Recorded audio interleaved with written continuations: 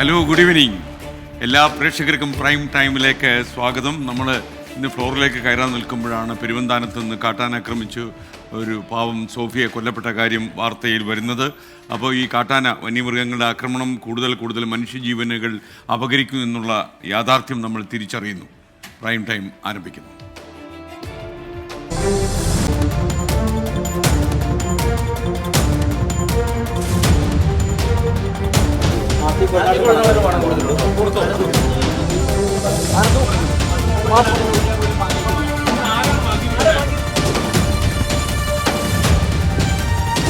അതിനകത്ത് ഫണ്ടിങ്ങിലുണ്ടായിട്ടുള്ള തടസ്സമാണ് ഇപ്പോഴത്തെ പ്രശ്നം ഇത് വന്നിട്ടുള്ളത്. NGO കോൺഫെഡറേഷൻ്റെ ചെയർമാനായിരുന്ന ആനന്ദകുമാർ സാറ് വിവിധ CSR ഏജൻസികളിൽ നിന്ന് വിവിധ കമ്പനികളിൽ നിന്നുള്ള സാമ്പത്തിക സമാഹരണം പറഞ്ഞിരുന്നു. അത് നടക്കാതെ പോയതിലൂടെ സംഭവിച്ചിട്ടുള്ള പ്രതിസന്ധി. ചെയർമാൻ അദ്ദേഹമാണ് NGO കോൺഫെഡറേഷൻ പൂർണ്ണ ഉത്തരവാദിത്തം.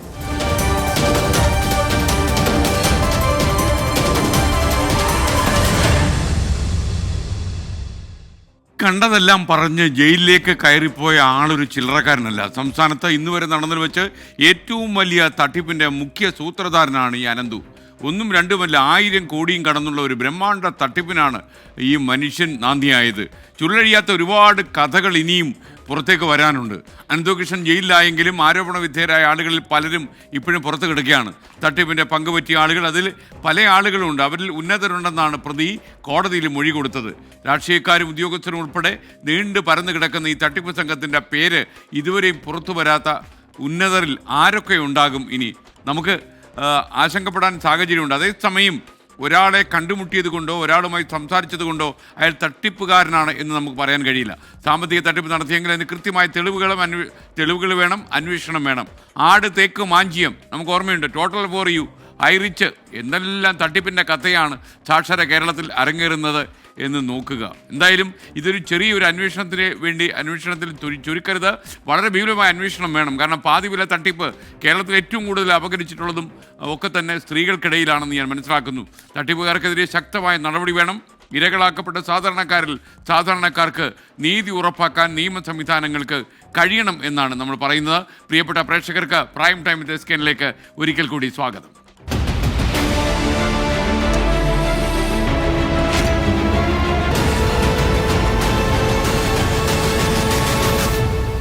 വളരെ സങ്കടകരമായ ഒരു കാര്യമാണ്. സംസ്ഥാനത്ത് വീണ്ടും ഒരു കാട്ടാനാക്രമണം ഉണ്ടായി. ഇടുക്കി പെരുവന്താനം കൊമ്പൻപാറയിൽ കാട്ടാനാക്രമണത്തിൽ ഒരു സ്ത്രീ കൊല്ലപ്പെട്ടു എന്നുള്ളത്. നെല്ലിവിള പുത്തൻ വീട്ടിൽ സോഫിയ ഇസ്മയിലാണ് മരിച്ചത്. TRNT എസ്റ്റേറ്റിൽ വെച്ചാണ് ഈ ആക്രമണം ഉണ്ടായത്. വനംവകുപ്പിന് വിമർശനം ഉന്നയിച്ച് വാടൂർ സോമൻ MLA രംഗത്ത് വന്നു. പ്രദേശത്ത് റേഞ്ച് ഓഫീസും DF ഓഫീസും ഇല്ലെന്ന് വാടൂർ സോമൻ MLA 24നോടും പറഞ്ഞു. സോഫിയ എന്ന് പറയുന്ന സ്ത്രീ 42 വയസ്സുകാരി തോട്ടിൽ കുളിക്കാനായിട്ട് ഇറങ്ങിയതാണ്. ഈ സന്ദർഭത്തിലാണ് ഈ ദാരുണമായ സംഭവമുണ്ടായത്. വനത്തിനുള്ളിൽ ഇവർക്ക് തീറ്റ ഒരുക്കുന്ന കാര്യം ഗൗരവമായി സർക്കാർ പരിശോധിക്കണം. കോടതിയുടെ സമുച്ചയത്തിൽ താലൂക്ക് ഓഫീസിൻ്റെ പരിസരത്ത് മരിയൻ കോളേജിൻ്റെയും മരിയഗിരി സ്കൂളിൻ്റെയും പരിസരത്ത് കഴിഞ്ഞ ദിവസവും കാട്ടാന ഇറങ്ങി. അവിടെ ശരിക്കും പറഞ്ഞാൽ അവിടെ ഒരു ഫോറസ്റ്റ് എക്കോ ഷോപ്പിൻ്റെ ഉദ്ഘാടനം ഉണ്ടായിരുന്നു. മന്ത്രിക്ക് അവിടെ വരാൻ പറ്റിയില്ല എന്നുള്ളതാണ് അതിൻ്റെ യഥാർത്ഥ സ്ഥിതി. പ്രതിഷേധമുണ്ടാകുമെന്ന് പോലീസ് റിപ്പോർട്ട് കൊടുത്തതിനെ തുടർന്നാണ് അന്ന് അദ്ദേഹം എത്താഞ്ഞത്. ഈ ദുരന്തത്തിൻ്റെ കൂടുതൽ വിശദാംശങ്ങളുമായി രാഹുൽ വിജയൻ തത്സമയം ചേരുകയാണ്. രാഹുൽ, പ്രൈം ടൈമിലേക്ക് സ്വാഗതം. ഈ പെരുവന്താനത്ത് എങ്ങനെയാണ് ഈ കാട്ടാനാക്രമണം നടന്നത്? പിന്നെയും ആളുകൾ പൊലിയുന്നു നമുക്കിടയിൽ നിന്ന്.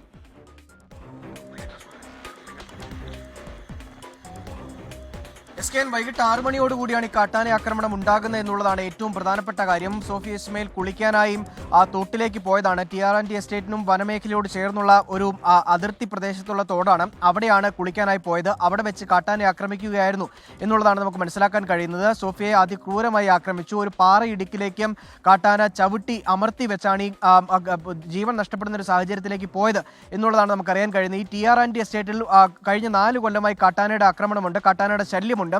അത് പലപ്പോഴായിട്ട് നാട്ടുകാർ പരാതിയായി പറയുകയും ചെയ്തിട്ടുള്ളതാണ്. വനം വകുപ്പിനോട് നിരന്തരമായി ആനയെ വനത്തിലേക്ക് തുരത്തണമെന്നുള്ള ആവശ്യം ഉന്നയിക്കുകയും ചെയ്തിട്ടുണ്ട്. പക്ഷേ അതൊന്നും ഒരു പ്രാവർത്തികമാക്കാൻ വനം വകുപ്പിന് സാധിച്ചിട്ടില്ല എന്നുള്ളതാണ് ഏറ്റവും പ്രധാനപ്പെട്ട കാര്യം.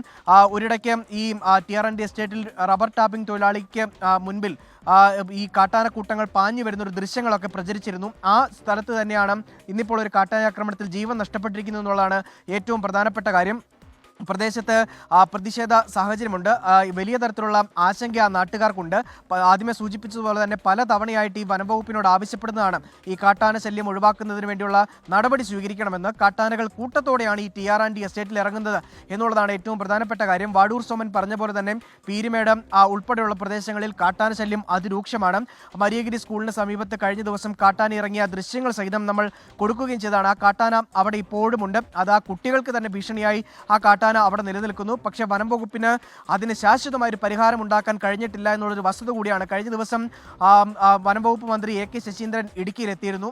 കുട്ടിക്കാനത്ത് ഒരു ഇക്കോ ഷോപ്പിന്റെ ഉദ്ഘാടനം നിർവഹിക്കാൻ വേണ്ടിയാണ് എത്തിയത്. പക്ഷേ 1.5 കിലോമീറ്റർ മുമ്പ് വെച്ച് ആ പരിപാടിയിൽ നിന്ന് പിന്മാറി ഓൺലൈനായിട്ട് ആ പരിപാടി ഉദ്ഘാടനം ചെയ്ത് മന്ത്രി AK ശശീന്ദ്രൻ മടങ്ങുകയായിരുന്നു. ജനങ്ങൾക്ക് മുമ്പിലേക്ക് ഇറങ്ങാൻ അദ്ദേഹത്തിന് എന്തോ മടിയുള്ള പോലെയാണ്. കാരണം വലിയ തരത്തിൽ ഈ കാട്ടാനകൾ ഇറങ്ങുന്നു, വലിയ തരത്തിൽ ആളുകൾക്ക് പ്രതിഷേധമുണ്ട്. ശാശ്വതമായ ഒരു പരിഹാരം വനം വകുപ്പിന്റെ ഭാഗത്ത് നിന്ന് ഉണ്ടാകുന്നില്ല. വീണ്ടും കാട്ടാന ആക്രമണത്തിന്റെ വാർത്തകൾ നമ്മൾ കൊടുക്കേണ്ടി വരുന്നു. ആളുകൾ പൊലിയുന്നതിന്റെ കണക്കുകൾ നമുക്ക് പറയേണ്ടി വരുന്നു. എല്ലാ തവണയും ഓരോ 10 ലക്ഷം രൂപയുടെ ചെക്കുകൾ ഇടുന്നതിനെ പറ്റിയാണ് നമ്മൾ സംസാരിക്കുന്നത്. മന്ത്രി പറയുന്നത്, വനം വകുപ്പ് പറയുന്നത് അത് 5 ലക്ഷത്തിന്റെ 2 ചെക്കുകളായിട്ട് കൊടുക്കുമോ എന്നുള്ളതാണ് അവിടെ വരുന്ന ഏറ്റവും പ്രധാനപ്പെട്ട ചർച്ച.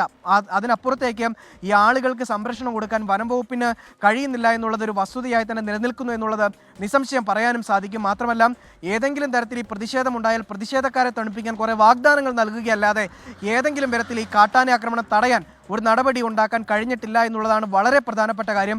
അതിനൊടുവിലത്തെ ഇരയാണ് ഈ സോഫിയ എന്നുള്ളതാണ് ഏറ്റവും ആശങ്കപ്പെടുത്തുന്ന, ഏറ്റവും സങ്കടപ്പെടുന്ന കാര്യം. എന്തായാലും ഇടുക്കിയിൽ കാട്ടാന ആക്രമണത്തിൽ കഴിഞ്ഞ ഒരാഴ്ചക്കിടെ 2ാമത്തെ മരണമാണ് സംഭവിച്ചിരിക്കുന്നത് എന്നുള്ളതാണ് ഏറ്റവും പ്രധാനപ്പെട്ട കാര്യം. SKN. രാഹുൽ വിജയനാണ് ഇടുക്കിയിൽ നിന്നും ചേർന്നത്. പെരുവന്താനത്ത് സോഫിയ ഇസ്മയിലിൻ്റെ മരണം ഉണ്ടായി. വളരെ സങ്കടകരമായ കാര്യമാണ്. പിന്നെ ഒരു കാട്ടാന ആക്രമണത്തിലാണ് ഒരു മനുഷ്യജീവൻ നഷ്ടപ്പെട്ടത്. അഞ്ജന ചോദിക്കുന്നത് എന്തുകൊണ്ടാണ് ഈ സംഭവങ്ങൾ പിന്നെയും ഉണ്ടാകുന്നത്? കാട്ടുമൃഗങ്ങൾ നാടിറങ്ങി വരുന്നു, കാട്ടിലേക്ക് വരെ തളയ്ക്കാൻ കഴിയുന്നില്ല. കാട്ടിൽ ഭക്ഷ്യവസ്തുക്കളും വെള്ളവും ഒന്നും കിട്ടാത്തത് കൊണ്ടാണോ എന്നറിയില്ല. എന്തായാലും നാട്ടിലേക്ക് കാട്ടുമൃഗങ്ങൾ വരുന്നു, നമ്മുടെ പല മനുഷ്യരും നമുക്ക് നഷ്ടമാകുന്നു എന്നുള്ളതാണ്. ഷാബി കൊമ്മേർ ചോദിക്കുക, SKN ഈ തട്ടിപ്പിൽ വിധേയമായ ആളുകൾക്ക് പണം തിരികെ കിട്ടുമോ എന്ന് ചോദിക്കുന്നു. പണം തിരികെ കിട്ടുമായിരിക്കും എന്ന് നമുക്ക് പ്രതീക്ഷിക്കാം. പക്ഷേ അതിനൊക്കെ കുറേ സമയമെടുക്കും. അത് എത്ര കാലം നമ്മൾ കാത്തിരിക്കും എന്നതിനൊന്നും ഒരു കണക്കുമില്ല. എന്തായാലും ചില ആൾക്കാർ പറയുന്നത് ഇപ്പോഴെങ്കിലും ഇയാളെ പിടിച്ച് നന്നായി, അല്ലെങ്കിൽ കേരളം മുഴുവൻ അയാൾ വിലയ്ക്ക് വാങ്ങിച്ചേരെ എന്നാണ് പറയുന്നത്. ഇത്ര കൂടുതൽ തട്ടിപ്പിന് നമ്മൾ നിന്നു കൊടുക്കരുത്. സൗജന്യങ്ങൾ ലഭിക്കുമെന്ന് കരുതി ഏത് തട്ടിപ്പിനും നമ്മൾ നിന്നു കൊടുക്കരുത് എന്നാണ് എനിക്ക് പറയാനുള്ളത്. ഇന്ന് വന്ന മറ്റൊരു സങ്കടകരമായ വാർത്തയാണ്. ആലപ്പുഴ ചാരുമൂട്ടിൽ പേവിഷബാധയേറ്റ് ചികിത്സയിലായിരുന്ന കുട്ടി മരിച്ചു. 4ാം ക്ലാസ് വിദ്യാർത്ഥി ശ്രാവണാണ് മരിച്ചത്. 2 മാസം മുമ്പായിരുന്നു ഈ കുട്ടിക്ക് നായയുടെ ആക്രമണം ഉണ്ടായത്. പരിക്ക് ശ്രദ്ധയിൽപ്പെടാത്തതുകൊണ്ട് വാക്സിനൊന്നും എടുത്തിരുന്നില്ല. മനീഷ് മഹിബാൽ ആലപ്പുഴയിൽ നിന്നും ടെലിഫോണിൽ ചേരുന്നു. മനീഷ്, പറയൂ. SKN വളരെ ദാരുണമായ സംഭവമാണ്. കഴിഞ്ഞ 2 മാസങ്ങൾക്ക് മുൻപാണ് ഈ കുട്ടിയെ, അതായത് 8 വയസ്സുകാരനായിട്ടുള്ള 9 വയസ്സുള്ള 4ാം ക്ലാസ് വിദ്യാർത്ഥി കൂടിയായിട്ടുള്ള ചാരുമൂട് പേരൂർ കാരാഴിമ സവിത നിവാസിൽ ശ്രാവൺ അവനെ നായ കടിക്കുകയായിരുന്നു. അതായത് കടിച്ചു എന്ന ആ സമയത്ത് പരിക്കുകളൊന്നും ഇല്ലായിരുന്നു. ഈ കുട്ടി സൈക്കിളിൽ പോകുന്ന സമയത്ത് പുറത്തേക്ക് ഒരു നായ വന്ന് വീണു. ആ സമയത്ത് പരിക്കുകളില്ല. നായ ദേഹത്തേക്ക് വന്ന് വീണെങ്കിലും മാതാപിതാക്കളും കുട്ടിയും ഒക്കെ തന്നെ ആശുപത്രിയിൽ കൊണ്ട് കാണിച്ചപ്പോഴും പരിക്കുകളില്ലെന്ന് പറഞ്ഞു. അതുകൊണ്ട് തന്നെ വാക്സിൻ എടുക്കേണ്ട ആവശ്യം വന്നിട്ടില്ല എന്ന് തന്നെയാണ് അവർ പറഞ്ഞത്. പക്ഷെ പിന്നീട് 2 ആഴ്ചയ്ക്ക് മുൻപാണ് കുഞ്ഞിന് ഈ പേവിഷബാധ എന്ന രീതിയിൽ സമാനമായ രീതിയിലുള്ള ലക്ഷണങ്ങൾ കാണിച്ചു തുടങ്ങിയത്. അങ്ങനെ കുഞ്ഞിനെ ഈ മാസം 2-ാം തീയതിയാണ് തിരുവല്ല ബിലീവേഴ്സ് ആശുപത്രിയിൽ കുഞ്ഞിനെ പ്രവേശിപ്പിക്കുന്നത്. അവിടെ എത്തിയതോടെ കുഞ്ഞിന്റെ ആരോഗ്യനില ഒന്നുകൂടി വഷളായി. അങ്ങനെ കുഞ്ഞുമായി ബന്ധപ്പെട്ട് ഇടപഴകിയ ആളുകൾക്കൊക്കെ തന്നെ വാക്സിൻ, സ്കൂളിലെയും അധ്യാപകരും ബന്ധുക്കളും മറ്റ് സുഹൃത്തുക്കളായിട്ടുള്ള എല്ലാവർക്കും വാക്സിൻ നൽകിയിരുന്നു. കുട്ടിയുടെ നില അതീവ ഗുരുതരമായി ബിലീവേഴ്സ് ആശുപത്രിയിൽ തുടർന്നു. ആദ്യം ICU പിന്നീട് MICUയിലേക്ക് മാറ്റി. ഇന്ന് വൈകിട്ടോടു കൂടിയാണ് അവന് ജീവൻ നഷ്ടമായത്. സെന്റ് ജോസഫ് സ്കൂളിലെ, ചാരുമൂട്ടിലെ സെന്റ് ജോസഫ് സ്കൂളിലെ വിദ്യാർത്ഥി കൂടിയാണ്, 4ാം ക്ലാസ് വിദ്യാർത്ഥി കൂടിയാണ്. എന്താണെങ്കിലും നാളെ ആയിരിക്കും ശവസംസ്കാര ചടങ്ങുകളൊക്കെ തന്നെ നടക്കുക. SKN. എന്തായാലും സങ്കടകരമായ കാര്യമായി പോയി. നമുക്ക് മറ്റു വാർത്തകളിലേക്ക്. അനന്തമായ തട്ടിപ്പ് പട്ടിക.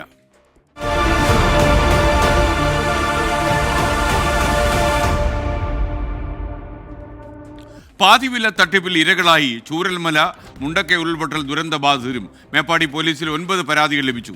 മുണ്ടക്കൈ സ്വദേശി സുലൈമാന് 1,30,000 രൂപ നഷ്ടമായി. സ്കൂട്ടർ വാങ്ങാനാണ് പണം കൊടുത്തത്. ഇത്തരമൊരു ചതി പ്രതീക്ഷിച്ചില്ലെന്നാണ് സുലൈമാൻ 24 പറഞ്ഞത്. ഇടിവെട്ടിയവനെ പാമ്പ് കടിച്ചു എന്ന് പറഞ്ഞാൽ മതിയല്ലോ. 24 പ്രൈം ടൈം ബ്രേക്കിംഗ്. പാതിവില തട്ടിപ്പിന് ഇരകളായിട്ടുള്ളവരിൽ ചൂരൽമല മുണ്ടക്കൈ നിവാസികളുമുണ്ട്. 9ഓളം പരാതികളാണ് ഇത്തരത്തിൽ മേപ്പാടി പോലീസിന് ലഭിച്ചിരിക്കുന്നത്. അതിൽ ഒരാളാണ് മുണ്ടക്കൈ സ്വദേശിയായ സുലൈമാൻ. സുലൈമാൻ തന്നെ തനിക്കുണ്ടായ അനുഭവം പറയും. എന്താണ് ശരിക്കും സംഭവിച്ചിട്ടുള്ളത്? ഈ മുണ്ടക്കൈയിൽ കഴിഞ്ഞ ജൂലൈ 30 ഉരുളുപൊട്ടിയ സമയത്ത് അതിൻ്റെ തലേ ദിവസം ഞങ്ങൾ വീട്ടിൽ നിന്ന് മഴ കൂടിയപ്പോൾ അവിടുന്ന് വീട്ടിൽ ഉമ്മ ഉണ്ടായിരുന്നു, കുറച്ച് പ്രായമുള്ള ഉമ്മയും മക്കളെല്ലാം കൂടെ ഞങ്ങളെല്ലാം കൂടെ ചൂരമലയിലേക്ക് വന്നു. ചൂരമലയിൽ വന്നിട്ട് എൻ്റെ അടുത്ത് സ്കൂട്ടി ഉണ്ടായിരുന്നു. സ്കൂട്ടി ചൂരമല ഒരു കടൻ്റെ മുമ്പിൽ ബാർബർ ഷോപ്പിൻ്റെ മുമ്പിൽ ഭദ്രമായിട്ട് വെച്ച് രാത്രിയാണ് പിന്നെ അവിടുന്ന് വരുന്നത്. പക്ഷെ ആ സ്കൂട്ടി ഈ ഫ്ലഡിൽ അടിച്ചു പോയി. പിന്നെ നമുക്ക് ജോലിക്ക് പോകാൻ ഒരു മാർഗ്ഗമില്ലാതായി. അങ്ങനെ വന്ന സമയത്താണ് പകുതി വിലക്ക് സ്കൂട്ടർ കൊടുക്കുന്ന വിവരം ലാസ്റ്റ് ദിവസമാണ് അറിയുന്നത്. ഞങ്ങൾ അറിഞ്ഞ സമയത്ത് ഒരു ദിവസമേ ബാക്കിയുള്ളൂ. ഇന്ന് ലാസ്റ്റ് ദിവസമെന്ന് നാളെ ലാസ്റ്റ് ദിവസമെന്ന് പറഞ്ഞ് രാത്രിയാണ് അറിയുന്നത്. അങ്ങനെ പെട്ടെന്ന് പൈസ ഉണ്ടാക്കാൻ മറ്റൊരു മാർഗ്ഗമല്ല. അങ്ങനെ ചെറിയ മോളെ കെട്ടിച്ചിട്ടുള്ളത് അമ്പലവയലിലേക്കാണ്. അവളെ വിളിച്ച് കാര്യങ്ങളൊക്കെ പറഞ്ഞു. അപ്പോൾ എനിക്ക് ജോലിക്ക് പോകാനൊരു വാഹനം വേണം എന്തായാലും. അങ്ങനെ മോള് പറഞ്ഞു ശരി ഞാൻ കുറച്ച് സ്വർണം തരാം. സ്വർണം കൊണ്ടുപോയി പണയം വെച്ചു. അങ്ങനെ മോള് പറഞ്ഞു അവൾക്കൊരു വണ്ടി കിട്ടിയാൽ തിരക്കിടില്ല, മോളെ കുട്ടീനെ സ്കൂളിലേക്ക് പറഞ്ഞയക്കാൻ കുറച്ച് ഗുണം ചെയ്യും. അങ്ങനെ 1,30,000 രൂപ 2 വണ്ടിക്ക് പിന്നെ പുത്തൂർവായിലുള്ള അക്ഷയ മുഖേനയാണ് നമ്മൾ പൈസ അടച്ചത്. പക്ഷെ ഇത് ഇത്ര വലിയ തട്ടിപ്പാടെന്ന് നമ്മൾ ഒരിക്കലും അറിയില്ല. നമ്മളെല്ലാം കൊണ്ട് പെട്ട് കിടക്കുന്ന സമയത്താണ് ഇതിലും കൂടെ പെട്ടത്. എത്ര പേര് നിങ്ങളുടെ കുറേ സുഹൃത്തുക്കളായിട്ടുള്ള ആൾക്കാർ ചൂരൽമലക്കാരും മുണ്ടക്കൈക്കാരും ഇങ്ങനെ പെട്ട് കിടക്കുന്ന ആൾക്കാരുണ്ടല്ലോ കുറേ പേര്? അപ്പോൾ ഞങ്ങളുടെ അറിവിൽ 9 പേരുണ്ട്. ഇനി അറിയാത്ത ആരെങ്കിലും ഉണ്ടോ എന്നുള്ളത് പിന്നെ കണ്ടുപിടിക്കണം. അപ്പോൾ ഞങ്ങളെന്തായാലും പരാതി കൊടുത്തിട്ടുണ്ട്. മോൻ്റെ പേരിലായിരുന്നു. മോന് കൊണ്ടുപോയിട്ട് പോലീസ് സ്റ്റേഷനിൽ മേപ്പാടി പരാതി കൊടുത്തിട്ടുണ്ട്. വീട് 7 മാസമായിട്ട് 7ാമത്തെ മാസമാണിത്. എവിടെ എത്തിയില്ല. അതിനിടയ്ക്ക് ഭാര്യയൊക്കെ ഒരു ഓപ്പറേഷൻ കഴിഞ്ഞപ്പോൾ അത് കാരണം ഇപ്പോൾ കിടക്കാൻ പറ്റും മാർഗ്ഗമില്ലായിട്ട് ഇപ്പോൾ ഞങ്ങളിതിലേക്ക് വന്നിട്ട് കഴിഞ്ഞ 17-ാം തീയതി അങ്ങോട്ട് വന്നത്. ഒരു വീടില്ലാത്ത അവസ്ഥ അത് അനുഭവിച്ച ആളുകൾക്ക് ശരിക്കും മനസ്സിലാവുള്ളൂ. നമുക്ക് ശരിക്കും പറയാൻ കിട്ടുന്നില്ല. നിങ്ങളെ ചതിക്കുക എന്ന് പറയുമ്പോൾ ഒരു അവസ്ഥ കുറച്ചും കൂടി ഇതൊരു മനുഷ്യത്തുള്ള ആളുകളല്ലല്ലോ. ഇത്തരക്കാർ തലേ ദിവസം രാത്രി കിടന്ന് ആലോചിക്കുക നാളെ എന്ത് ചെയ്യണം എന്നുള്ളത്. 26 വയസ്സായ ഒരു പയ്യനല്ലേ, അവൻ നിസ്സാരക്കാരനല്ല. എന്തായാലും നിസ്സാരക്കാരനായിട്ട് എനിക്ക് കാണാൻ കഴിയില്ല. കാരണം അത്രയും ബുദ്ധിമാനാണ്. അത് അയാൾ ഒറ്റക്കായിരിക്കില്ല, അയാളെ സഹായിക്കാൻ ഇഷ്ടംപോലെ ആളുകളുണ്ടാവും ഉണ്ട്. അതല്ലേ സംഭവം മനസ്സിലാവുന്നത്. പുതിയൊരു വാഹനം ചെറിയ വിലയ്ക്ക് പകുതി വിലയ്ക്ക് സ്വന്തമാക്കാൻ കഴിയുമെന്നുള്ള പ്രതീക്ഷയിലാണ് ഇതിനകത്ത് ചെന്ന് പെട്ടത്. എന്തായാലും ആ ഒരു വല്ലാത്ത തട്ടിപ്പിന്റെ ഒരവസ്ഥയിൽ വിറങ്ങലിച്ചു നിൽക്കുകയാണ് ചൂരൽമല മുണ്ടക്കൈ നിവാസികളും. മനു ദാമോദരനൊപ്പം സുർജിത്ത് അയ്യപ്പത്ത്, 24 വയനാട്. എത്ര കഷ്ടമാണെന്ന് നോക്കും. മുണ്ടക്കൈ ചൂരൽമല ദുരന്ത ബാധിതരെ പോലും ഈ തട്ടിപ്പിന് വിധേയമാക്കിയെന്ന് പറയുമ്പോൾ ഈ കാരുണ്യരഹിതമായ ഒരു കൊള്ളക്കാരാണ് ഇതിൻ്റെ പിന്നിലുള്ളത് നമുക്ക് മനസ്സിലാകുന്നു. മേഖല സുധി പറയുന്നു, നെയിം മാറ്റി ഒരാൾ കേരളത്തിൽ സ്ത്രീകളിൽ നിന്നും പൈസ പറ്റിക്കുന്നുണ്ട്. പൈസ വാങ്ങി മെറ്റീരിയൽ നൽകുന്നില്ല, ചോദിക്കുമ്പോൾ റീഫണ്ട് കിട്ടാനുള്ള തീയതി ഇങ്ങനെ മാറ്റി മാറ്റി പറയുന്നു. നിങ്ങൾ കൊടുക്കരുത്, തെളിവില്ലാതെ ഒരു കാരണവശാലും ഒരാൾക്കും പണം കൊടുക്കരുത്. കാര്യം നമ്മൾ എത്രയോ ആവർത്തി പറഞ്ഞു കഴിഞ്ഞതാണിത്. സംസ്ഥാനത്താകെ വ്യാപിച്ചു കിടക്കുന്ന പാതിവില തട്ടിപ്പ് ക്രൈംബ്രാഞ്ച് പ്രത്യേക സംഘം അന്വേഷിക്കുമെന്ന തീരുമാനമായി. ക്രൈംബ്രാഞ്ച് ADGPയുടെ മേൽനോട്ടത്തിൽ എറണാകുളം ക്രൈംബ്രാഞ്ച് SP സോജനായിരിക്കും കേസ് അന്വേഷിക്കുക. 100-ലധികം ഉദ്യോഗസ്ഥന്മാർ ഈ സംഘത്തിലുണ്ട്. 5 ജില്ലകളിലായി രജിസ്റ്റർ ചെയ്ത 34 കേസുകളായിരിക്കും ആദ്യം അന്വേഷിക്കുക. കേരളം മുൻപ് കണ്ടിട്ടില്ലാത്ത വ്യാപ്തിയുള്ള തട്ടിപ്പെന്നത് കണക്കിലെടുത്താണ് അന്വേഷണം ക്രൈംബ്രാഞ്ചിന് കൈമാറിയത്. DYSPമാരും CIമാരും ഉൾപ്പെടെ മാത്രം 81 പേരുണ്ട് പ്രത്യേക അന്വേഷണ സംഘത്തിൽ. കേസിന്റെ ഗൗരവം പരിഗണിച്ച് ക്രൈംബ്രാഞ്ച് മേധാവി നേരിട്ട് മേൽനോട്ടം വഹിക്കും. എറണാകുളം ക്രൈംബ്രാഞ്ച് യൂണിറ്റ് SP സോജനാണ് അന്വേഷണ ഉദ്യോഗസ്ഥൻ. ക്രൈംബ്രാഞ്ച് സാമ്പത്തിക കുറ്റകൃത്യ വിഭാഗത്തിലെയും സൈബർ വിങ്ങിലെയും ഉദ്യോഗസ്ഥരെ പ്രത്യേക സംഘത്തിൽ ഉൾപ്പെടുത്തിയിട്ടുണ്ട്.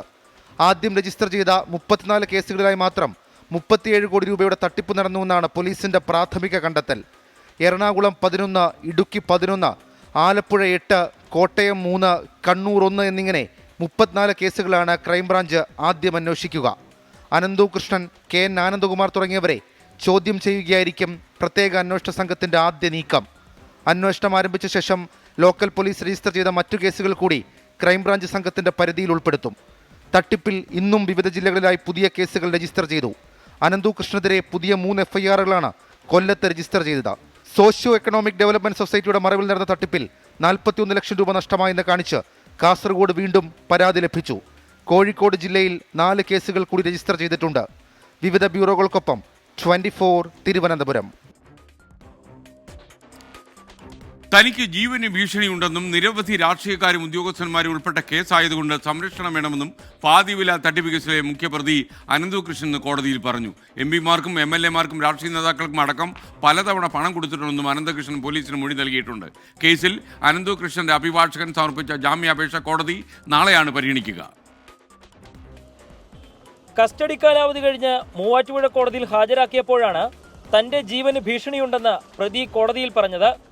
രാഷ്ട്രീയക്കാരും ഉദ്യോഗസ്ഥരും ഉൾപ്പെട്ട കേസായതിനാൽ സംരക്ഷണം വേണമെന്നും പ്രതി കോടതിയിൽ ആവശ്യപ്പെട്ടു. ഇതിന് പിന്നാലെ അനന്തകൃഷ്ണന്റെ ജാമ്യാപേക്ഷ പരിഗണിക്കുന്നത് കോടതി നാളത്തേക്ക് മാറ്റി. MP-മാർക്കും MLA-മാർക്കും അടക്കം പണം നൽകിയിട്ടുണ്ട് എന്ന് അനന്തകൃഷ്ണൻ പോലീസിന് മൊഴി നൽകിയിരുന്നു. എന്നാൽ മാത്യു കുഴൽനാടൻ MLA-ക്ക് പണം നൽകിയോ എന്ന ചോദ്യത്തിന് ഇല്ലെന്ന് മറുപടി.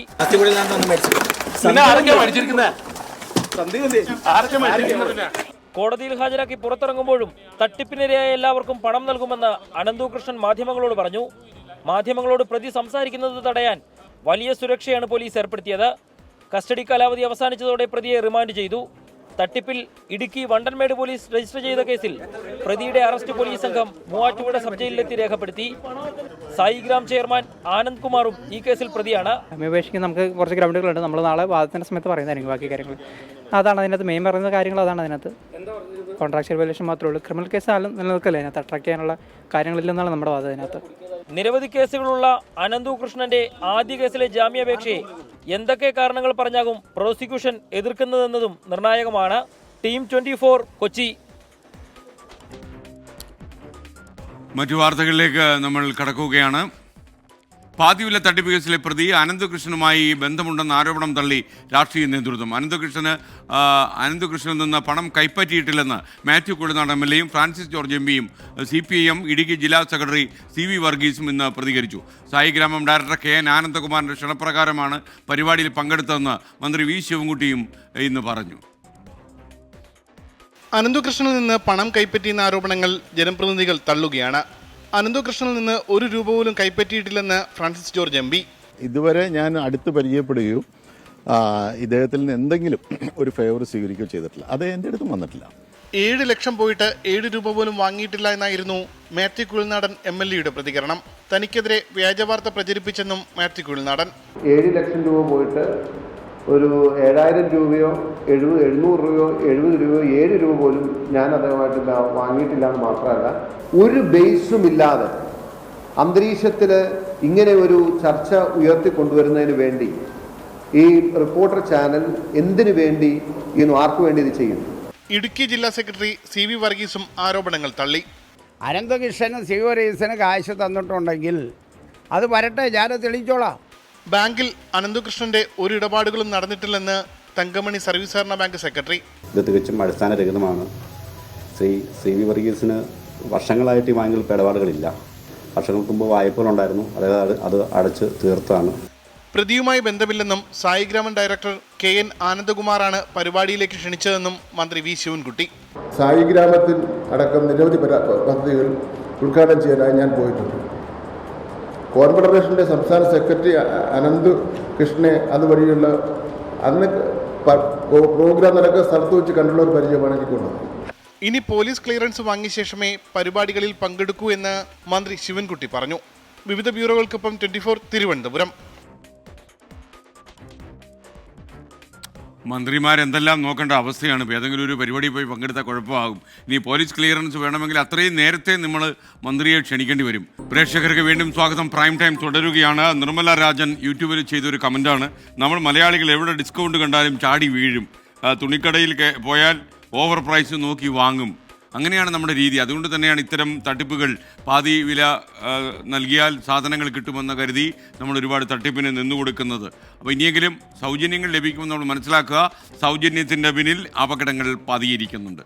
നമ്മൾ ഈ സംസാരിക്കുന്ന വേളയിലും ഒരുപാട് തട്ടിപ്പുകൾ കേരളത്തിൽ അരങ്ങേറുന്നുണ്ടാകും. ഇതുപോലെ എന്തെങ്കിലും കാര്യങ്ങൾ വഴി വെളിപ്പെടുമ്പോൾ മാത്രമേ നമ്മൾ ഇതൊക്കെ തിരിച്ചറിയൂ. എന്തായാലും ജാഗ്രത പാലിക്കുക. ഇനി ഈ മണിക്കൂറിൽ വരുന്ന ഏറ്റവും പ്രധാനപ്പെട്ട വാർത്തകളിലേക്ക് ഹെഡ്ലൈൻസ്.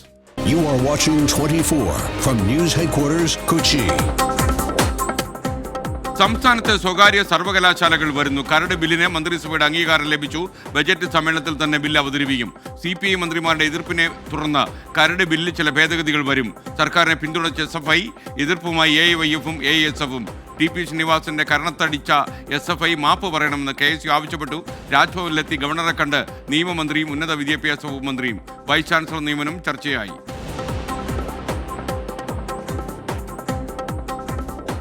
ഇടുക്കി പെരുവന്താനം കൊമ്പൻപാറയിൽ കാട്ടാനാക്രമണത്തിൽ സ്ത്രീക്ക് ദാരുണാന്ത്യമുണ്ടായി. മരിച്ചത് നെല്ലിവിള പുത്തൻമിടിൽ സോഫിയ ഇസ്മയിൽ. കാട്ടാനാക്രമിച്ചത് TRNT എസ്റ്റേറ്റിൽ വെച്ച്. ഇവിടെ 21 കാട്ടാനകൾ ഒരുമിച്ച് അവിടെ സ്കൂളിനടുത്ത് വരെ എത്തിയ വിവരം ഞങ്ങൾ എല്ലാവരെയും അറിയിച്ചതാണ്. എന്താണ് ഈ ഉന്നത ഉദ്യോഗസ്ഥന്മാർ ഈ IFS ലോബി ചെയ്യുന്നത് എന്നുള്ളത് വ്യക്തമല്ല. വനംവകുപ്പ് ഉദ്യോഗസ്ഥന്മാരെ വിമർശിച്ച പീരുമേട് MLA വാഴൂർ സോമൻ. വ്യാപകമായ പാതിവില തട്ടിപ്പിലെ അന്വേഷണത്തിന് പ്രത്യേക ക്രൈംബ്രാഞ്ച് സംഘം എത്തുന്നു. എറണാകുളം യൂണിറ്റ് SP സോജന് ചുമതല. KN ആനന്ദകുമാറിന്റെ ക്ഷണപ്രകാരം പദ്ധതിയുമായി ബന്ധപ്പെട്ട 2 പരിപാടികൾ പങ്കെടുത്തിട്ടുണ്ടെന്ന് മന്ത്രി V Sivankutty. Retired justice CN Ramachandran നായർക്കെതിരെ വീണ്ടും കേസ്. തട്ടിപ്പിൽ പങ്കില്ലെന്ന് ജസ്റ്റിസ് CN രാമചന്ദ്രൻ നായർ. പാതിവില തട്ടിപ്പിൽ ഇരകളായി മുണ്ടക്കൈ ചൂരൽമല ഉരുൾപൊട്ടൽ ദുരന്ത ബാധിതരും. പാതിവില തട്ടിപ്പിൽ രാഷ്ട്രീയക്കാർക്കും ഉദ്യോഗസ്ഥർക്കും പങ്കുണ്ടെന്ന് പ്രതി കോടതിയിൽ. CSR ഫണ്ട് ലഭ്യമാക്കാമെന്ന് പറഞ്ഞത് Saigramam executive director KN Anandakumar എന്നും മൊഴി. മാത്യു കൊഴുനാടൻ MLAക്ക് പണം നൽകിയിട്ടില്ലെന്നും അനന്തകൃഷ്ണൻ. ഇരുവരും വേദി പങ്കിട്ട ദൃശ്യങ്ങൾ പുറത്തുവന്നു. നജീബ് കാന്തപുരത്തിനെതിരായ പരാതി ഒത്തുതീർപ്പായി. തങ്കമണി സർവീസ് സഹകരണ ബാങ്ക് വഴി പണം കൈപ്പറ്റിയെന്ന ആരോപണം തള്ളി CPM ഇടുക്കി ജില്ലാ സെക്രട്ടറി CV വർഗീസ്. ആലപ്പുഴയിൽ അമ്മയുടെ ആൺ സുഹൃത്തിനെ കൊലപ്പെടുത്തിയ മകൻ. കൊല്ലപ്പെട്ടത് പുന്നപ്പറയിലെ ദിനേശൻ. വീട്ടിൽ വൈദ്യുത കെണി ഒരുക്കി കൊലപ്പെടുത്തിയ ശേഷം മൃതദേഹം പാടത്തു വീഴിച്ചു. തെളിവെടുപ്പിനിടെ പ്രതിക്ക് നേരെ കയ്യേറ്റ ശ്രമം. തൃശൂർ കൊടുങ്ങല്ലൂരിൽ ലഹരിക്കടിമയായ മകൻ അമ്മയുടെ കഴുത്തറുത്തു. തിരുവനന്തപുരം വെള്ളറടയിൽ മകൻ അച്ഛനെ കൊലപ്പെടുത്തിയതിന് പിന്നിൽ ബ്ലാക്ക് മാജിക് എന്ന് സൂചന. 24 പ്രൈം ടൈം ബ്രേക്കിംഗ്. സംസ്ഥാനത്ത് സൈബർ കുറ്റകൃത്യങ്ങളിൽ വൻ വർധന. ഒരു കൊല്ലത്തിനിടെ കേസുകൾ 4 ഇരട്ടിയായി. 2023-24 കാലയളവിൽ രജിസ്റ്റർ ചെയ്തത് 3382 FIRകൾ. സോഷ്യൽ മീഡിയ ദുരുപയോഗം, ബാങ്ക് അക്കൗണ്ട് ഹാക്കിംഗ് ഉൾപ്പെടെ കേസുകൾ വർദ്ധിച്ചു. 24 പ്രൈം ടൈം ബ്രേക്കിംഗ്. ഡൽഹിയിലെ BJP വിജയത്തിന് പിന്നാലെ കോൺഗ്രസിനും ആം ആദ്മി പാർട്ടിക്കുമെതിരെ DMK. ഇരു പാർട്ടികളും സഖ്യമുണ്ടാക്കി തെരഞ്ഞെടുപ്പിനെ നേരിടണമായിരുന്നുവെന്ന് DMK വക്താവ് TK സിളങ്കോവൻ 24നോട്. Both have allied. I think the results might have been different. It is for the Aam Aadmi. They were the rulers. They should have taken Congress with them. They would have won. That is for the Aam Aadmi to consider. Vijay Prashant Kishore കൂടിക്കാഴ്ച ഒരു ചലനം ഉണ്ടാക്കില്ല. DMK 70 കൊല്ലത്തിലേറെ പാരമ്പര്യമുള്ള പാർട്ടിയെന്നും TK സിളങ്കോവൻ.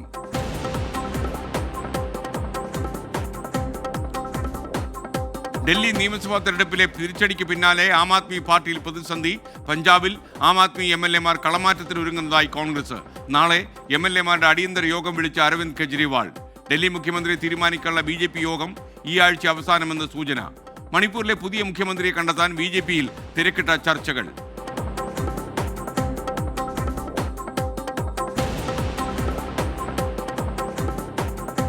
വഴി തടഞ്ഞ് സമരങ്ങളും പൊതുയോഗങ്ങളും നടത്തിയ കേസിൽ ഹൈക്കോടതിയിൽ നേരിട്ടെത്തി ഖേദപ്രകടനം നടത്തി കോൺഗ്രസ് CPI നേതാക്കൾ. വഴി തടഞ്ഞതിനെ ന്യായീകരിക്കുന്നില്ലെന്നും നിരുപാധികം മാപ്പ് അപേക്ഷിക്കുന്നുവെന്നും ബിനോയ് വിശ്വവും മുഹമ്മദ് ഷിയാസും ഉൾപ്പെടെയുള്ള നേതാക്കൾ. നടപ്പാതകൾ പ്രതിഷേധത്തിനുള്ള ഇടമല്ലെന്ന് കോടതി. സർക്കാരിന്റെ സത്യവാങ്മൂലം തൃപ്തികരമല്ലെന്നും നിരീക്ഷണം. MV ഗോവിന്ദൻ മറ്റന്നാൾ ഹാജരാകും.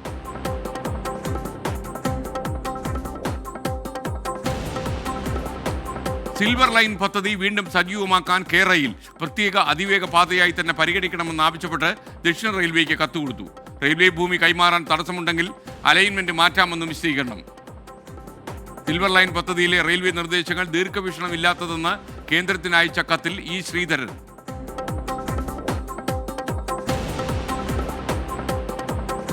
കിബി റോഡുകളിൽ ടോൾ പിരിക്കാനുള്ള സർക്കാർ നീക്കത്തിനിടെ വിഷയം നിയമസഭയിൽ ഉയർത്തി പ്രതിപക്ഷം. കിബി വെന്റിലേറ്ററിലെന്നും ജനങ്ങൾക്ക് ബാധ്യതയെന്നും പ്രതിപക്ഷ നേതാവ് വി ഡി സതീശൻ. കിബി റോഡുകളിൽ നിന്ന് ടോൾ പിരിക്കാൻ തീരുമാനിച്ചിട്ടില്ലെന്ന വിശദീകരണവുമായി ധനമന്ത്രി കെ എൻ ബാലഗോപാൽ. ഭൂനികുതി വർധനവിനെതിരെ കോൺഗ്രസ് പ്രക്ഷോഭത്തിന് ഈ മാസം 19-ാം തീയതി വില്ലേജ് ഓഫീസുകൾ ഉപരോധിക്കും.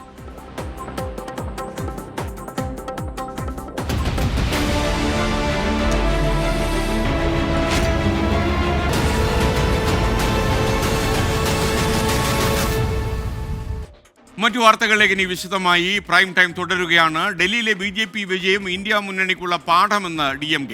ഒരുമിച്ച് നിന്നാൽ മാത്രമേ BJPയെ പരാജയപ്പെടുത്താൻ കഴിയൂ. DMK വക്താവ് TK സിളങ്കോവൻ 24നോട് ഇക്കാര്യം പറഞ്ഞു. ആം ആദ്മി കോൺഗ്രസിനെ ഒപ്പം കൂട്ടണമായിരുന്നു. 2% വോട്ട് വ്യത്യാസത്തിൽ മാത്രമാണ് BJP ജയിച്ചു കയറിയതെന്നും TK സിളങ്കോവൻ 24നോട്. If the Congress and AAP had aligned, Congress had got 6% of votes. If both have allied, I think the results might have been different. Congress is a major party and they can rule the country. But when the question of states come, every regional party will like to contest and have more seats. That is politics.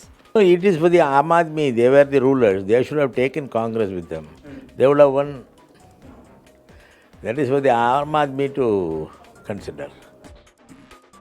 ചെന്നൈയിൽ നിന്നും മുഹമ്മദ് റഗീസ് വിശദാംശങ്ങളുമായി ചേരുന്നു. റഗീസ്, prime ടൈമിലേക്ക് താങ്കൾക്ക് സ്വാഗതം. ഇളങ്കോവൻ എന്തൊക്കെയാണ് പറയാതെ പറയുന്നത്?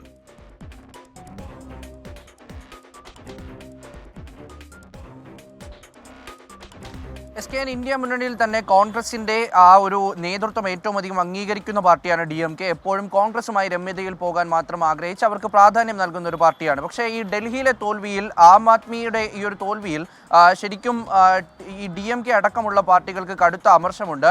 കാരണം കോൺഗ്രസ് പിടിച്ച 6% വോട്ട് അതൊരു ചെറിയ കണക്കല്ല. 2% വോട്ടിന്റെ വ്യത്യാസത്തിൽ മാത്രം ആം ആദ്മി തോൽക്കുന്നു. ഒപ്പം തന്നെ 14 മണ്ഡലങ്ങളിൽ ഈ ആം ആദ്മി തോറ്റ മാർജിൻ അത് കോൺഗ്രസ് പിടിച്ച വോട്ടാണ് എന്ന് കണക്കുകൾ സഹിതമുണ്ട്. മറിച്ച് ഈ പ്രചാരണ രംഗത്ത് രാഹുൽ ഗാന്ധിയും അരവിന്ദ് കെജ്രിവാളും തമ്മിലുണ്ടായ വാക്കേറ്റമൊക്കെയും ഇന്ത്യ മുന്നണിയിലെ പാർട്ടികളെ വലിയ തോതിൽ അലട്ടുന്ന സമയത്താണ് ഇപ്പോൾ DMKയും ഇരു പാർട്ടികൾക്കും എതിരെ വന്നിരിക്കുന്നത്. അതിൽ ഏറ്റവും പ്രധാനമായും ഇതൊരു വലിയ പാഠമാണ് എന്ന് DMK പറഞ്ഞു വെക്കുന്നുണ്ട്. ഇന്ത്യ മുന്നണിയിലെ പാർട്ടികൾ ഈ ലോക്സഭാ തെരഞ്ഞെടുപ്പിന്റെ സമയത്ത് ഒരുമിച്ച് നിൽക്കുന്നു. പക്ഷേ സംസ്ഥാന രാഷ്ട്രീയം വരുമ്പോൾ പല പാർട്ടികളും പല തട്ടിൽ നിൽക്കുന്നു. ഇത് വോട്ട് വിഭജിക്കാൻ കാരണമാവുകയും BJPയുടെ വിജയം എളുപ്പത്തിലാക്കുകയും ചെയ്യുന്നു എന്ന് DMK പറയുന്നു. ശരിക്കും ആം ആദ്മി പാർട്ടി ഭരിക്കുന്ന പാർട്ടി എന്ന തരത്തിൽ കോൺഗ്രസിനെ ഒപ്പം കൂട്ടണമായിരുന്നു. ആദ്യം തന്നെ ഒരു സഖ്യസാധ്യത ആം ആദ്മി പാർട്ടി തള്ളിക്കളഞ്ഞു. ഇത് വലിയ തോതിൽ ദോഷം ചെയ്തു. ഒപ്പം കോൺഗ്രസും ഇക്കാര്യത്തിൽ പ്രതിസ്ഥാനത്ത് തന്നെയാണ്. കാരണം അവർ ഈ ഒരു തരത്തിൽ രാജ്യം ഭരിക്കാൻ കെൽപ്പുള്ള പാർട്ടിയാണ്. പക്ഷേ സംസ്ഥാന രാഷ്ട്രീയത്തിലേക്ക് വരുമ്പോൾ ഡൽഹി പോലൊരു സംസ്ഥാനത്ത് വളരെ കുറച്ച് സ്വാധീനം മാത്രമുള്ളൊരു പാർട്ടിയാണ്. അപ്പോൾ കോൺഗ്രസും ആം ആദ്മിക്കൊപ്പം ചേരണമായിരുന്നു. അതിന് നേതൃത്വം അല്ലെങ്കിൽ അതിനൊരു ആദ്യപടി എന്നോണം ഒരു തീരുമാനം ആം ആദ്മിയുടെ ഭാഗത്തു നിന്ന് ഉണ്ടാകണം എന്ന് ഈ DMK പറഞ്ഞു വെക്കുന്നുണ്ട്. DMK നേതാക്കളും ഒപ്പം തന്നെ മുഖ്യമന്ത്രി അടക്കം ഇക്കാര്യത്തിൽ അസ്വസ്ഥനാണ്. പ്രധാനപ്പെട്ട പ്രതികരണങ്ങളൊന്നും നടത്തിയിട്ടില്ല. ആദ്യമായിട്ടാണ് അവർ ഈ ഒരു പ്രതികരണം തുറന്ന് പറയുകയും ചെയ്യുന്നത്. അതുകൊണ്ട് തന്നെ വരും തെരഞ്ഞെടുപ്പുകളിൽ ഇതൊരു പാഠമായി ഉൾക്കൊണ്ട് സഖ്യസാധ്യതകൾ തേടണം എന്നുള്ളതാണ് പറഞ്ഞു വെക്കുന്നത്. ഒപ്പം BJPയുടെ വിജയത്തിനെയും ഈ വോട്ട് ശതമാനം വെച്ചുകൊണ്ടാണ് DMK അളക്കുന്നത്. അങ്ങനെ വരും തെരഞ്ഞെടുപ്പുകളിൽ ഓരോ സംസ്ഥാനത്തും അതിന്റെ സാധ്യതകൾ തേടണമെന്നാണ് DMK പറഞ്ഞു വെക്കുന്നത്. SK. Okay, thank you. Muhammad റഗീസാണ് ചെന്നൈ വിവരങ്ങൾ നൽകിയത്. മിക്ക രാഷ്ട്രീയ കക്ഷികളും പ്രതിപക്ഷത്തുള്ളവർക്ക് ഉള്ളൊരു അഭിപ്രായം തന്നെയാണ് ഇളങ്കോവൻ പറഞ്ഞത്. കോൺഗ്രസിനെ ആം ആദ്മി പാർട്ടി ഒപ്പം കൂട്ടണമായിരുന്നു. വളരെ ചെറിയൊരു വ്യത്യാസത്തിലാണ് BJP അധികാരത്തിൽ വന്നത്. കോൺഗ്രസ് കൂടി ഒപ്പം ഉണ്ടായിരുന്നെങ്കിൽ ഒരുപക്ഷെ ആം ആദ്മി പാർട്ടിക്ക് ജയിച്ച് കയറാമായിരുന്നു എന്ന നിലപാടാണ്. ഇതൊക്കെ ഒരുപക്ഷെ BJPക്ക് അനുകൂലമായ രാഷ്ട്രീയ സാഹചര്യങ്ങൾ ഡൽഹിയിലുണ്ടായിരുന്നു. അവരെ നന്നായി ഉപയോഗിച്ചു അവർ അധികാരത്തിലേക്ക്. വളരെ പ്രധാനപ്പെട്ട ഒരു വാർത്തയിലേക്ക്. സംസ്ഥാനത്ത് സൈബർ കുറ്റകൃത്യങ്ങളുടെ എണ്ണം വർദ്ധിക്കുകയാണ്. 2022 അപേക്ഷിച്ച് 4 മടങ്ങ് കേസുകളാണ് 2023 രജിസ്റ്റർ ചെയ്തത്. ഓൺലൈൻ വഴിയുള്ള കബളിപ്പിക്കൽ കേസുകളാണ് കൂടുതലും. സംസ്ഥാന സർക്കാരിൻ്റെ സാമ്പത്തിക അവലോകന റിപ്പോർട്ടിലാണ് ഈ കണക്കുള്ളത്.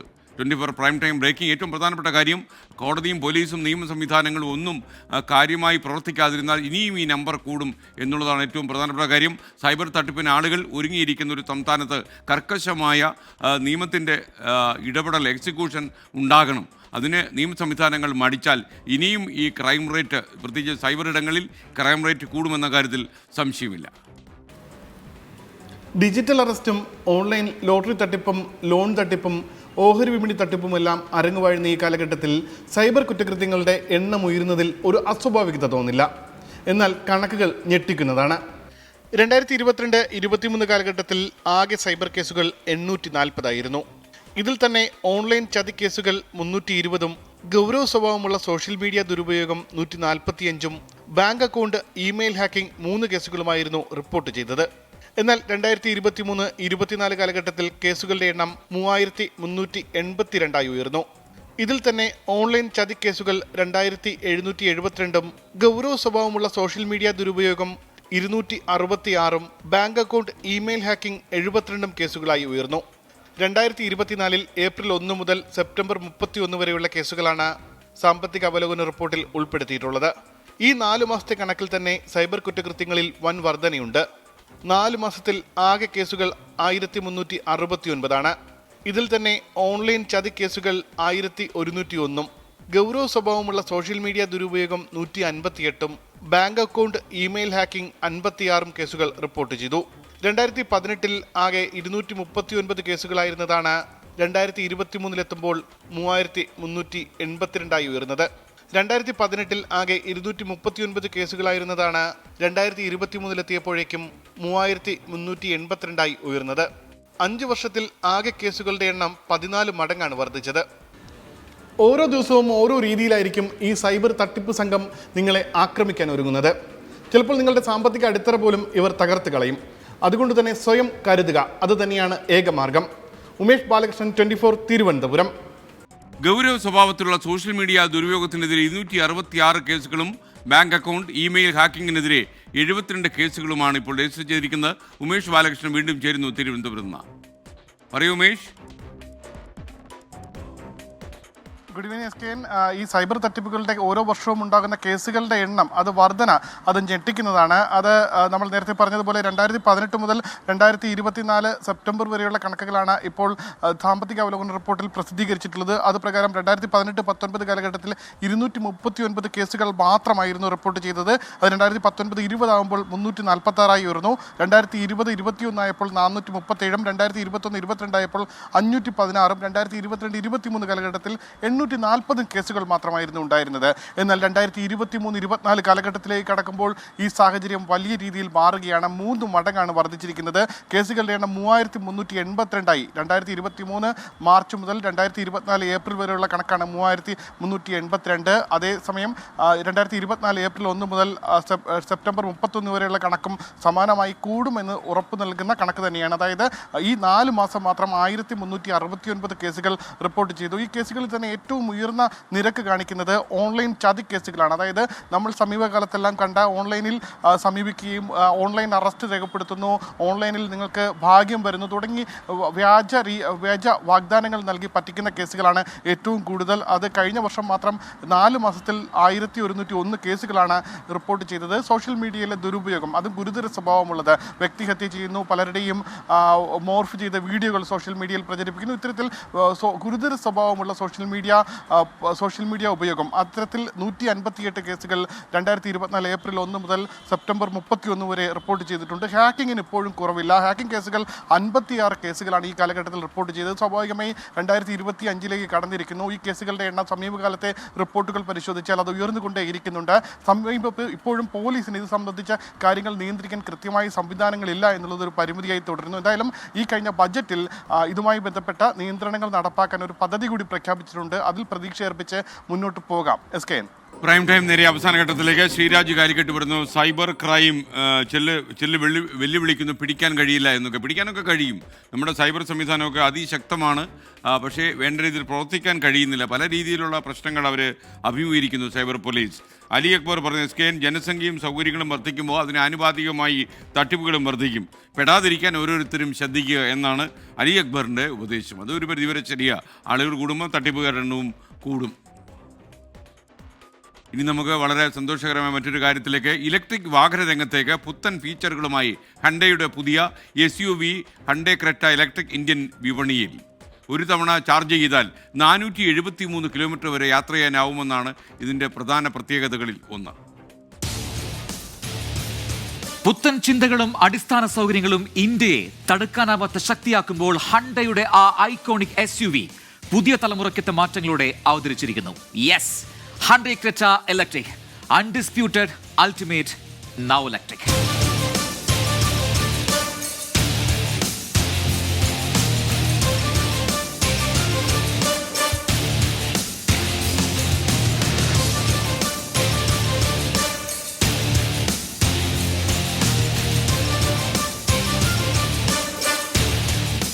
Hyundai Creta Electric is here. Some would ask, why now? Because now we can go on and on. And we follow our passion forever. Hyundai Creta Electric. Electric is now Creta. ഒരു next level driving അനുഭവം സമ്മാനിക്കുന്ന ഈ കാറിൽ design ഫീച്ചേഴ്സും കാര്യക്ഷമതയും സ്റ്റൈലും ഒരുപോലെ മികച്ചു നിൽക്കുന്നു. അതിലേറ്റവും പ്രധാനം ഈ bold, masculine and sporty design തന്നെയാണ്. ഇലക്ട്രിക് വാഹനം എന്നാൽ അതിൻ്റെ കരുത്ത് ബാറ്ററിയിലാണ്.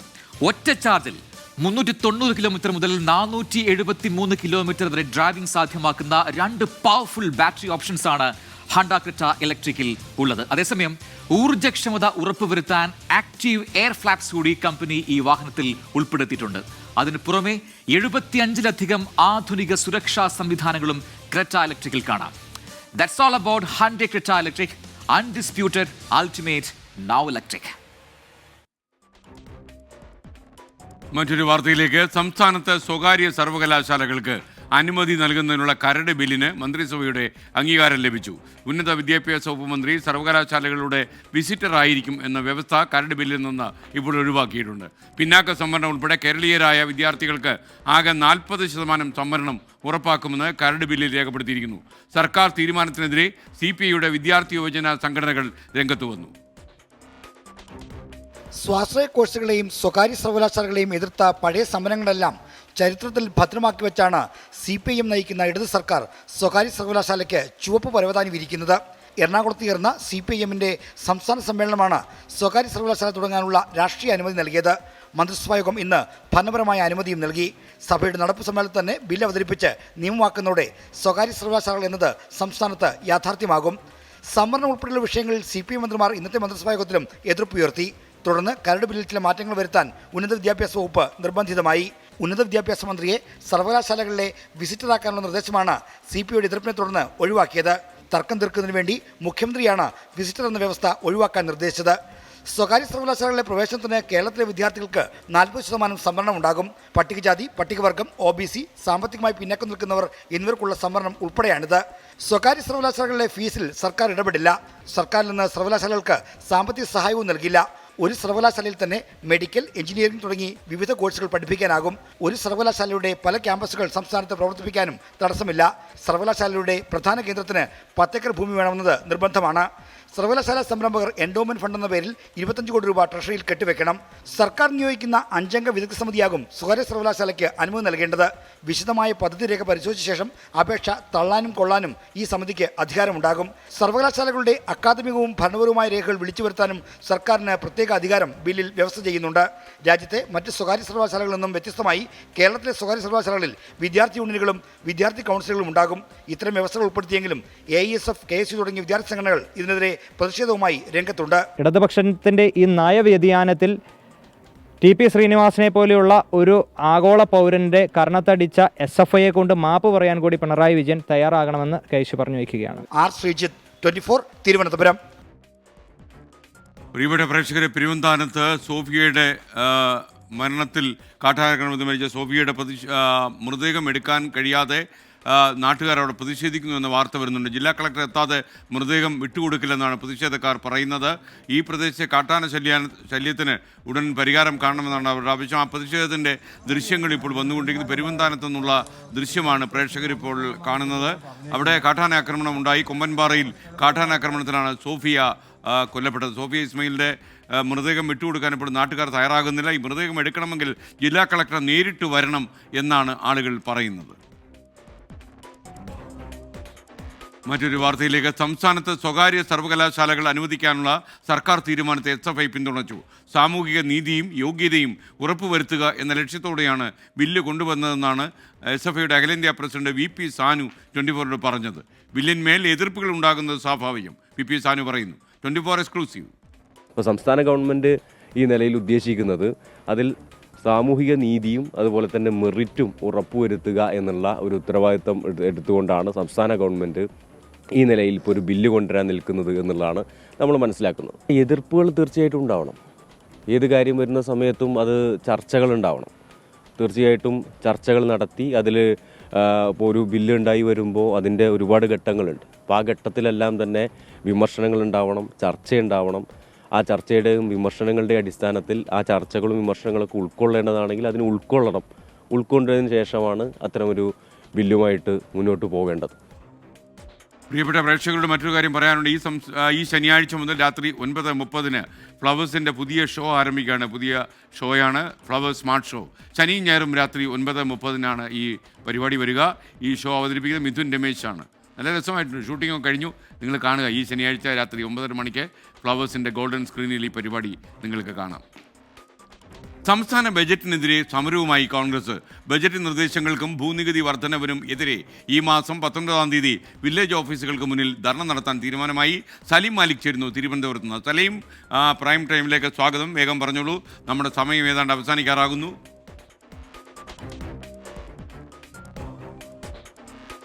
SKN ഈ സംസ്ഥാന ബജറ്റ് അവതരിപ്പിച്ചപ്പോൾ തന്നെ കോൺഗ്രസ് അതിനെതിരെ രംഗത്ത് വന്നിരുന്നു. അതിലെ പലതും ജനദ്രോഹ തീരുമാനങ്ങളാണ് എന്നുള്ളതായിരുന്നു കോൺഗ്രസിൻ്റെ ഈ എതിർപ്പിൻ്റെ കാരണം. അതിൻ്റെ പശ്ചാത്തലത്തിലാണ് കോൺഗ്രസ് ഒരു സമരത്തിലേക്ക് കടക്കുന്നത്.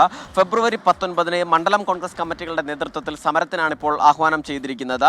എല്ലാ വില്ലേജ് ഓഫീസുകൾക്ക് മുൻപിലും ധർണ നടത്തണം എന്ന് ഇപ്പോൾ KPCC തീരുമാനിച്ചിട്ടുണ്ട്. അത് പലവിധ ആവശ്യങ്ങൾ ഉന്നയിച്ചുകൊണ്ടാണ്. അതിൽ ഏറ്റവും പ്രധാനപ്പെട്ട പ്രശ്നമായി അവർ ചൂണ്ടിക്കാണിക്കുന്നത് ഭൂനികുതി വർധനവാണ്. ഭൂനികുതി വർദ്ധിപ്പിക്കുന്നതോടുകൂടി പഞ്ചായത്തുകളിൽ സാധാരണക്കാർക്ക് 500 രൂപയിലധികം ഭാരം വരുന്നുണ്ട്. കോർപ്പറേഷൻ പരിധിയിൽ 1250 രൂപയിലധികം ഒരു സാധാരണക്കാരന്, സാധാരണ മാത്രം ഭൂമിയുള്ള ആൾക്ക് അത്തരത്തിൽ ഭാരം വരുന്നുണ്ട് എന്നുള്ളതാണ് കോൺഗ്രസ് പറയുന്നത്. അതുകൊണ്ട് തന്നെ ആ ഭൂനികുതി വർധനവ് ഏർപ്പെടുത്തിയ തീരുമാനം പിൻവലിക്കണം എന്നുള്ളതാണ് കോൺഗ്രസിൻ്റെ പ്രധാനപ്പെട്ട ആവശ്യം. ഒപ്പം തന്നെ ഭൂനികുതിക്കൊപ്പം വൈദ്യുതി നിരക്കും വെള്ളക്കരവും കെട്ടിട നികുതിയും ഒക്കെ നേരത്തെ തന്നെ കൂട്ടിയിരുന്നു. അതിന് പിന്നാലെ കിഫ്ബിയിലും ടോൾ പിരിവ് നടത്താൻ ഉദ്ദേശിക്കുന്നുണ്ട്. അങ്ങനെ ഇത്തരത്തിലുള്ള ജനദ്രോഹ തീരുമാനങ്ങളുമായാണ് സർക്കാർ മുന്നോട്ട് പോകുന്നത്. അതിനെതിരെയാണ് സമരമെന്നാണ് കോൺഗ്രസ് പറയുന്നത്. ഒപ്പം തന്നെ ക്ഷേമ പെൻഷൻ വർധനവ് ബജറ്റിൽ ഇല്ലാത്തതും കോൺഗ്രസിന്റെ പ്രതിഷേധ കാരണമായി കാണിക്കുകയും ചെയ്യുന്നുണ്ട്. SKN. Okay, thank you Saleem മാലിക്കാണ് വിവരങ്ങൾ നൽകിയത്. പ്രൈം ടൈം അവസാന ഘട്ടത്തിലേക്ക് കടക്കുകയാണ്. MK ഷീജ പറഞ്ഞു ഈ വാർത്ത കാണാൻ തുടങ്ങിയത് മുതൽ സീരിയൽ വരെ നിർത്തിക്കളഞ്ഞു എന്നാണ് പറയുന്നത്. അപ്പോൾ അതിലെ രാജീവ് പറയുന്നൊരു കാര്യം, നമ്മൾ എതിർക്കും സംഗതികളെല്ലാം നമ്മുടേതാകും പൈങ്കിളി എന്നാണ് പറയുന്നത്. നമ്മൾ എതിർക്കുന്ന പല കാര്യങ്ങളും ഇപ്പം നമ്മുടെ ഭാഗമായി, ജീവിതത്തിൻ്റെ ഭാഗമായി മാറിക്കഴിഞ്ഞു. ഇനി നമ്മൾ കടക്കാൻ പോകുന്നു വാൽകഷ്ണത്തിലേക്ക്.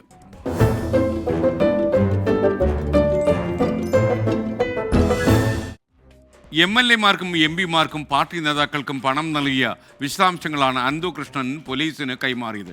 എന്നാൽ പണം വാങ്ങിയെന്ന ആരോപണം നേതാക്കൾ തള്ളി രംഗത്ത് വന്നു. ഇനി പരിപാടികൾക്ക് പോകുമ്പോൾ ഒരു മുൻകരുതലെടുക്കുമെന്ന് മന്ത്രി V. ശിവൻകുട്ടിയും ഇന്ന് പറഞ്ഞു. പോലീസ് ക്ലിയറൻസ് ലഭിച്ചാലേ ഇനി പരിപാടികൾക്കൊക്കെ പങ്കെടുക്കുമെന്നാണ് മന്ത്രി പറയുന്നത്. പാതിവില തട്ടിപ്പിൽപ്പെട്ടവരും പെടുത്തിയവരും ആരെല്ലാമായിരിക്കും? അഫ്സലിൻ്റെ വാൽകഷ്ണം. പാതിവില തട്ടിപ്പിൽ ആയിരക്കണക്കിന് ആൾക്കാരാണ് പറ്റിക്കപ്പെട്ടത്. അനന്തകൃഷ്ണനാണെങ്കിലോ റിമാൻഡിലുമായി. പക്ഷെ വേറെ കുറച്ച് ആൾക്കാരുണ്ട്. ഇത് കാരണം എയറിലായ കുറച്ച് ആൾക്കാർ. അതാണ് എന്നെ അത്ഭുതപ്പെടുന്നത്. പാവം, ഇതൊക്കെ കേട്ടിട്ട് ഞെട്ടിത്തരിച്ച് നിൽക്കുകയാണ്. നിങ്ങൾക്ക് ഈ കേസ് ആരതാന്ന് മനസ്സിലായോ? എന്താ ഇതിന്റെ പേര്? അനന്തകൃഷ്ണൻ അല്ലേ? പാവത്തിന് പേരും കൂടെ അറിയില്ല. വേറൊരാളുണ്ട്, തിരി കൊളുത്തിങ്ങാണ്ട് കുടുങ്ങിയ ഒരാൾ. ഒരു തിരി കൊളുത്തിട്ട് പോകണമെന്ന് പറഞ്ഞു. അല്ല, നിങ്ങളിപ്പോൾ എന്തിനാ ഈ ആവശ്യം ഇല്ലാത്തടത്തൊക്കെ തിരി കൊളുത്താൻ പോയത്? നമുക്ക് പിന്നെ ഈ തിരികൊളുത്താണല്ലോ പ്രധാനപ്പെട്ട ജോലി. നിങ്ങളെ തിരികൊളുത്തൽ കുറച്ച് കൂടിക്കണു കേട്ടോ. അല്ല നിങ്ങൾക്ക് ആരാ ഈ തിരി തന്നത്? പിന്നെ നജീബ് കാന്തപുരത്തിന്റെ ഒരു NGO ഉണ്ടല്ലോ, നജീബ് MLA ആണ് തിരി തന്നു വിട്ടത് അല്ലേ? അത് ഞാൻ അവിടുന്നാണ് ചെയ്തത്. അല്ല നിങ്ങൾ പെരിന്തമണ്ണ വഴിക്ക് ഇങ്ങനെ പോയപ്പോൾ വിളിച്ചങ്ങോട്ട് കയറ്റിയതാണോ അതോ നജീബ് ഇതിനെ മുമ്പ് ഇതിനെക്കുറിച്ച് പറഞ്ഞിരുന്നോ? അവിടെ എൻ്റെ മണ്ഡലത്തിൻ്റെ ഒരു പരിപാടിക്ക് ചെന്നപ്പം ഇവരെ വന്ന് പറയുന്നത് ഞാൻ ചെയർമാനായിട്ടുള്ള ഒരു പാവപ്പെട്ട ആൾക്കാരെ സഹായിക്കുന്ന ഒരു ഓർഗനൈസേഷനാണ്, ഒരു തിരി കൊളുത്തിട്ട് പോകണമെന്ന് പറഞ്ഞു. കൊളുത്തി. ആ തിരിയുടെ ഫോട്ടോ ആണ് ഇപ്പൊ ഇങ്ങനെ തിരിഞ്ഞ് കുത്തുന്നത്. നമുക്ക് പിന്നെ ഈ തിരി കൊളുത്താണല്ലോ പ്രധാനപ്പെട്ട ജോലി. തിരി കൊളുത്തുന്ന പരിപാടി വലിയ ഇഷ്ടമായോണ്ട് മൂപ്പരെ ഒന്ന് സന്തോഷിപ്പിക്കാൻ വേണ്ടി വിളിച്ചതാണ് നജീബ് MLA. ഓക്കെ ശരി, എന്നാൽ ഒരു തിരി കൊളുത്തിട്ട് പോകണമെന്ന് പറഞ്ഞു. അല്ല ഇനിയിപ്പോ തിരി കൊളുത്താൻ ആരെങ്കിലും വിളിച്ചാൽ ഞങ്ങൾ പോവോ? ഇനിയിപ്പോൾ ഒരു കാര്യം തീരുമാനിച്ചു, ഈ പിന്നെ ഇത്തരം സംഘടന വന്നു കഴിഞ്ഞാൽ പോലീസ് ക്ലിയറൻസ് ഉണ്ടെങ്കിലേ പോകും. ഇതിപ്പോ തിരി കൊളുത്തിയവരെ കഥ. തിരി കൊളുത്താതെ ഒരു 7 ലക്ഷം വാങ്ങിയെന്നും പറഞ്ഞു കണ്ടാണ് വേറൊരാളെ ഇടങ്ങേറായിക്കണത്. 7 ലക്ഷം രൂപ പോയിട്ട് ഒരു 7000 രൂപയോ 700 രൂപയോ 70 രൂപയോ 7 രൂപ പോലും ഞാൻ അദ്ദേഹമായിട്ട് വാങ്ങിയിട്ടില്ല എന്ന് മാത്രമല്ല, ഒരു നിലയ്ക്കും ഞാനുമായിട്ട് ബന്ധപ്പെട്ട ആരും അത് അങ്ങനെ ഒരു സംഭവം ഉണ്ടായിട്ടില്ല എന്ന് പറഞ്ഞു. 7 ലക്ഷത്തിന്റെ കണക്ക് അങ്ങനെ. ഇനി ഇടപാട് അക്കൗണ്ട് വഴി സ്വീകരിച്ച് മാതൃകയായി എന്ന് പറയുന്ന വേറൊരു കണക്കുണ്ട്.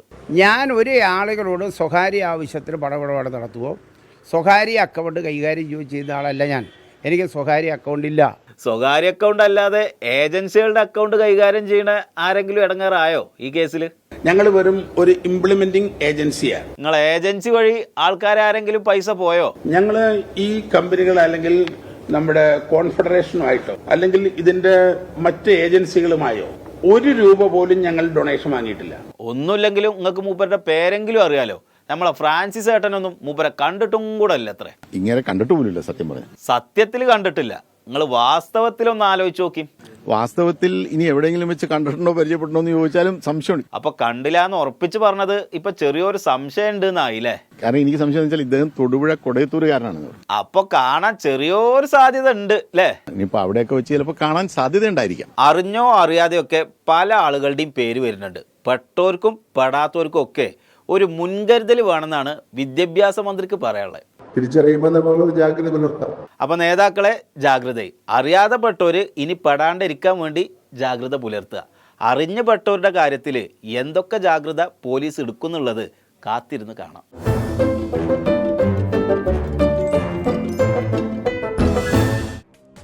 ഇതോടെ പ്രൈം ടൈമിന്റെ ഇന്നത്തെ എപ്പിസോഡ് അവസാനിക്കുന്നു.